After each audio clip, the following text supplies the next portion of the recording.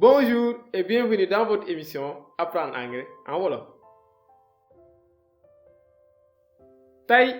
leçon numéro 7 ñu war a dugg ci past simple ñu koy woowee aussi Preterit. Alors Preterit past simple mën nañ ko méngaleeg ak imparfait ci français. Nan nag la ñuy conjuguer verbe au past simple. Tout d'abord dañuy jël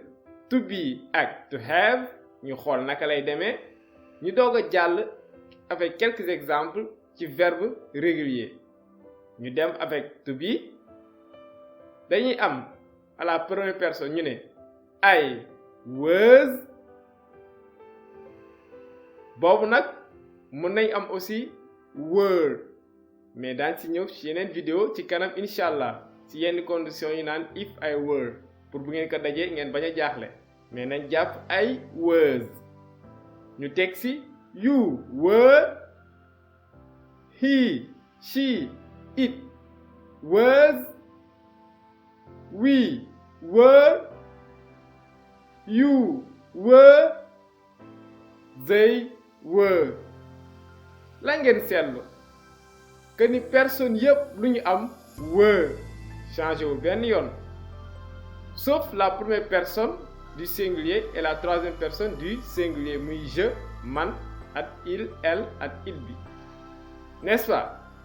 lii dong la ñu jàll xool to have dañ naan I had you had he she it had we had you had they had la ngeen seetlu ci avec to have au past simple moo gën a yomb lépp had la benn du ci changer pour toutes les personnes yépp had la lii moo nekkoon to be ak to have au past simple léegi ñu jàll ci les verbes réguliers mu gën a yombati lépp temps bu yomb la pour verbe régulier yi da ngay jël la base verbale wax nañ ko waxati ko mooy infinitif sans tout nga yokk ci ed dong loolu dong la nga am sa past simple wala prétérit moo lay jox aussi participe passé mais loolu dañ ci ñëw ci yeneen vidéo sauf les verbes irréguliers yooyu moom nu ma ko doon waxee ñoom sans domicile fixe lañ ñoom duñ obéir yenn règles yi yooyu moom leneen la ñuy doon te to be ak to have bokk nañ ci moo tax jëluñu ed mais dinañ leen jox benn lien pour ngeen jàng verbe irrégulier yi mais nañ jam d'abord ci verbe régulier yi ñu jël exemple to clean xooloon nañ ko ci vidéo yi passé mooy nettoyer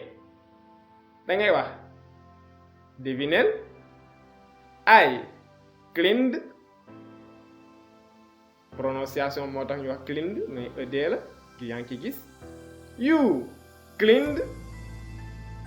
he she it cleaned we cleaned you cleaned they cleaned jeex na tàkk dama jël sama base verbale ma yokk ci ed ñu jëlaat beneen verbe ñu xool ñu jël exemple play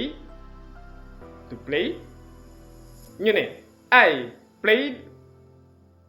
you played he she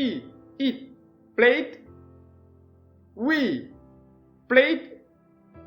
you played et they played lu ma ci yokk ed dong ci yeneen vidéo incha allah dinañ expliquer prononciation ed yi parce que parfois day xaw wute mais loolu bu leen ci inquiété gum dañuy yem rek ci conjugaison bi kon gis ngeen past simple bokk na ci temps yu gën a yomb en anglais lii dong la da nga jël bu dee verbe régulier la base verbale nga yokk ci ed les verbes irréguliers nag dañ ci ñëw nànk-nànk ngeen jàng ko lii la ñuy indiloon tey ci past simple ba ëllëg incha allah jërë ngeen jëf. C'était tout pour aujourd'hui. On se donne rendez-vous la semaine prochaine pour une autre vidéo. Learning English is so easy.